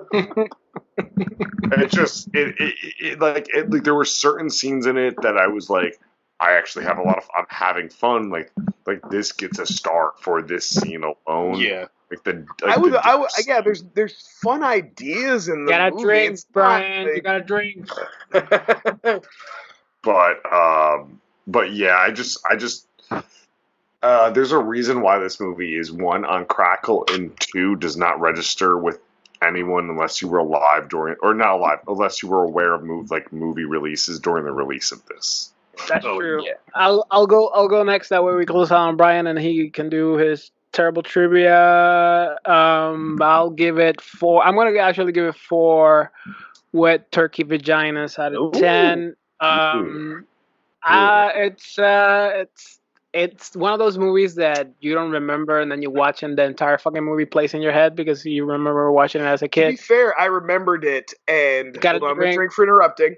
But to be fair, I thought I remembered it, and then I'm glad I still gave it a rewatch. Because like when Crackle was being a piece of shit, and I thought I wasn't gonna be able to find it on YouTube, I was like, well, I've seen it enough. I pretty much remember it, and I'm glad that I revisited it to really get the full experience of how fucking terrible it was. I agree with Joe. It has moments where you're like, oh, this is not bad, but 90% of the movie I was just confused as to how it actually got released, how somebody said yes to this, and how somebody edited. I feel like you should watch a 2-part with this and Excess Baggage. You guys remember Excess Baggage? Wait, what is Excess Baggage? Why does that sound so familiar? It's an Alicia Silverstone movie where she's the kidnapped girl, basically. I don't know. Oh my god! Fun fact. Can I give you a fun fact before Brian goes and you said finish point? This movie was written for Martin Lawrence. I did read that. Yeah, that actually would have made a little more sense because of the Martin character, like being kind of a little bit henpecked by Gina and stuff. Like that would have made a little more sense. Yep. Well, like the nervousness, like Martin Lawrence could have. The energetic kind of like wild. Like when he gets pushed, the more he get, like the more stress in his life, the wilder he gets, kind of thing. Right. Mark Wahlberg didn't have no matter how stressful the situation gets, Mark Wahlberg's like, oh, what? Dude, he did Blue Streak instead. Yeah, because that was the right call. Because Blue Streak is one of my favorite movies, so that was the right call. It's on the list. When did he do Black Knight? 2002. Yeah, 2002 or 2004. Yeah, they were like, we're gonna rip off Army of the Dead, but not with the horror shit. Brian, give your rating and your movie trivia. 2001, guys. No, to be fair, I wanted to give. That's when Black Knight came out. Yeah, it's one of the post 9/11 movies in November. Beautiful. Well, the world needed healing, so thank you, Martin. I saw it in theaters. I loved it. And we're gonna need that for the coronavirus. Yeah. Black Knight 2 needs to come out and save us from Corona. God, to give TJ credit, I also owned this movie. This was in the bunker. There was a time. It wasn't anymore. I did get rid of it because it is terrible. But I wanted to give I was just like him. I was mesmerized. It was probably like $5 at Walmart in 2002. And I was like, yes, ooh. This is what'd you guys give it? With Like threes mostly? I said These are mostly inflation, 3.3. threes here. Yeah. 3.3. Yeah, I'm gonna give it a flat 3 because there is fun moments, and I'll tell you what, we didn't talk about him enough, but man, give it up to Lou Diamond Phillips Seriously, for really just best- going over the best. top and just getting Yeah. hammy with it. He knew that dude knew the movie he was in. Out of everybody in this movie, he That knew what fucking kind of tooth. movie he was making, and I'll give it to that because that was pretty Yeah. tight. There's moments in this movie like they're like the problem with the whole like Well, character. the like, idea of a actor- guy who's like a hitman who all his buddies take advantage of him because he's too nice, that's fun. Like, there's interesting stuff there. Yeah. Like, There's Sorry, another. half potential. Half 3 potential. underage wet mouth kisses is what I'm giving this, guys. Oh. There's another. There's other Hitman movies that are of that vein that are Yeah, Running better. Scared. We watched it already. like. Nobody's running scared, man. Fuck you. I was gonna say Gross Point This is Blank. better than running scared. I'm not gonna lie. What are we watching, Brian? What are we watching? Oh, okay. It's time for terrible trivia, guys. So as usual with terrible trivia, I have my own list here where I've assigned each of our 3 players, Yusef, TJ, Joe, all have a movie in mind. Now, the last 2 times Joe has won, so we are the same 2 movies are hanging out on Yusef and TJ, but we've switched out Joe's movie again. So we've got 3 movies ready to go. I'm gonna pull my terrible trivia cards here. I'm gonna start with Yusef. This is terrible trivia. Let's do true or false, Daniel Craig led a group of American cowboys fighting off aliens in a 2011 sci-fi film. I don't know if it's gonna be false because it's not 2011, but yeah, it's true. Daniel Craig was in. That's true. You're right. Okay. If you guys don't know, Terrible Trivia is this game I bought from my wife got from my wife. My wife got from Big Lots, and she didn't know it was going to be bad, but it's really bad. Either the questions are dumb, or they're just really easy, or they don't make sense. So that's why we play this, in case you're just tuning in. I just think it's ridiculous, so we check it out every couple of weeks. Yeah, maybe you skipped all the way to the end looking for Laura to coming back, and you landed. Oh, and she never did. Sorry, Laura. Sorry. She's better. She's better off for not having to deal with this. Yeah, she did not miss out. All right. Here we go. Okay, TJ, this is your question. True or false? In 101 Dalmatians, Cruella de Vil wants to kidnap the puppies for their fur. True. Yep, that's true. Sorry, you got another one. See what I mean about these questions, guys? All right, so, Joe, true or false? Sigourney Weaver played the main character Ripley in the 1979 horror film Alien. Well, that would be true. Yeah, I can't believe you guys are still getting all these. This is crazy. Wow, you're so smart, Joe. I would have Oh my god, I can't believe. I should be on the Schmodown. Oh my god. All right, I got one for. Okay, Yusef, we're back to you. True or false? Nicolas Cage is the nephew of director Martin Scorsese. False. That's right. It's false. He's the director of. He's actually a Coppola. Coppola. Yeah. Nicholas Coppola. Okay, now I got a multiple choice for TJ. Oh, that's right. Where's that? Oh, wow. Okay, the first one was too stupid. I'm gonna go with a different one. Which character is the leader of the Autobots in 2007's Transformers? I'm not gonna give you the multiple choice. You have to tell me. Optimus Prime. Yep, it was Optimus Prime. Damn, he got another one. You guys are too good. You guys are too good. These Brian, questions have are we ever hard. asked? Have we ever asked? Ooh, okay. Range Here's is on now, this. this is actually might be an interesting one for Joe. True or false? 2001's The Tailor of Panama was the feature film debut of Daniel Radcliffe. True. Are you guessing or do you know it? I'm guessing. Yeah, well, you guessed right. It was true. That was even before Harry Potter. Damn. I would have said false. Nope. I did the math. I figured Harry Potter is in the same. I just It might be the same You year that Harry guess. Potter came. I'm not even sure. It was an educated guess. Okay. I've never heard of that fucking movie. That is a good trivia question. That was actually a decent one, right? Yeah. Yusef, this is your question. True or false? Early titles for Honey, I Shrunk the Kids included Teeny Weenies, Grounded, and The Big Backyard. You know what? It's Stop playing with your mic, Yusuf. By the way. sorry. They sound so fucking stupid, but I know Back to the Future had a really fucking stupid alternate title as well. So I'm gonna say true. True it is. Okay, now that we've gotten so many right, the first person to get a wrong answer legitimately and not fake it is going to win. And we're going to pick the movie. That's how we're going to pick it now. Okay. All right. All right. TJ, true or false? Acting.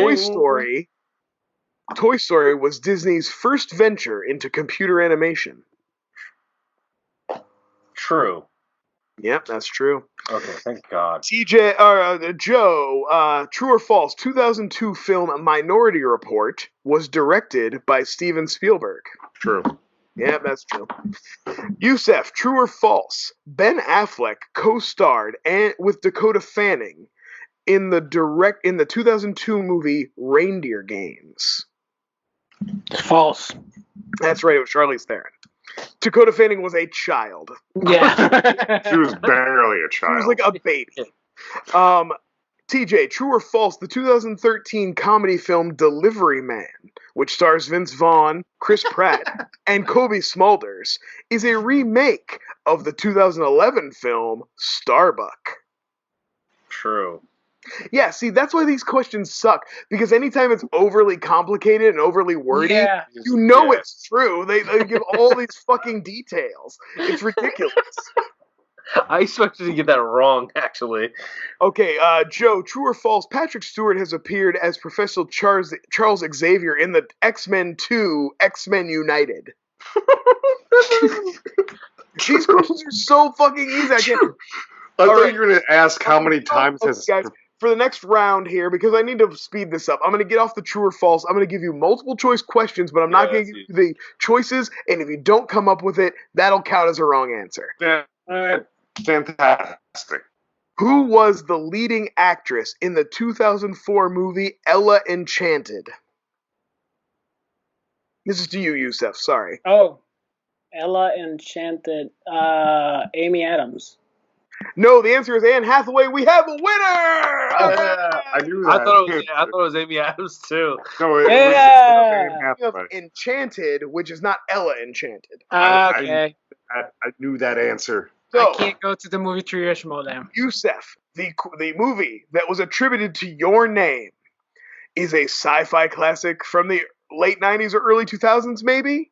It stars Dustin Hoffman, Sharon Stone, Samuel L. Jackson, and Queen Latifah. Oh, Yes, wow. I'm talking about the Michael Crichton movie Sphere. Oh shit! Yes. Gotta do my job.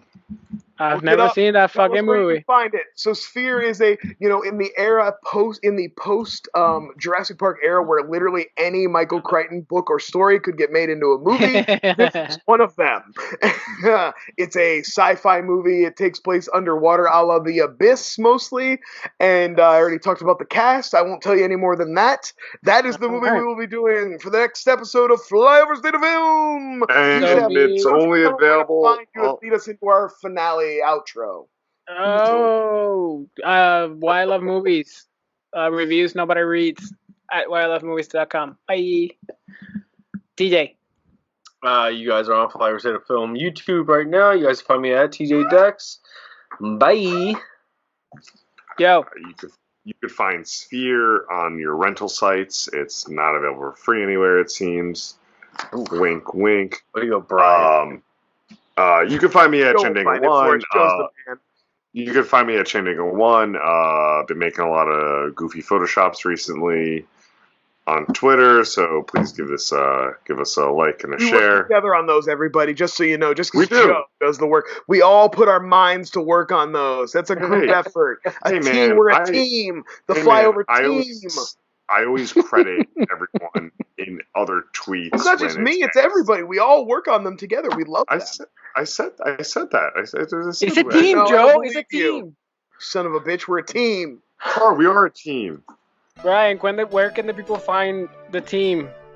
Well, you can find the team probably at Flyover, although I think TJ only logs into that once a week and likes like 3 tweets. So probably just find us mine. I'm at Hercules. I do talk about movies occasionally, but you know, you will also see me tweeting crazy lefty shit too for politics. Ooh. All right, guys. See you next 2 weeks. Bye. Bye, everybody.